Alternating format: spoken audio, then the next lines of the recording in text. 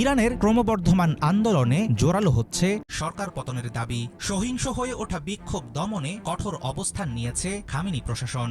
Internet বন্ধ রেখে গণহত্যা চালানোর অভিযোগ উঠেছে ক্ষমতাসীনদের বিরুদ্ধে।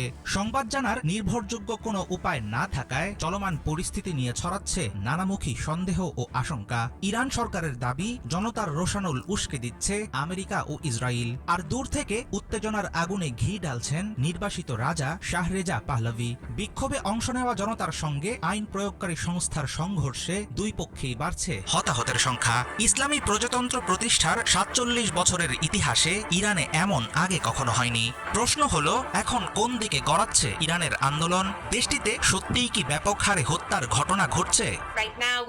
এই মুহূর্তে আমাদের কাছে ৪৯০ জন বিক্ষোভকারীর মৃত্যুর বিষয়টি নিশ্চিত করা হয়েছে, যার মধ্যে ৮ জন শিশু রয়েছে। আমরা এখনো ৫০০টির বেশি মামলা তদন্ত করেছি। এর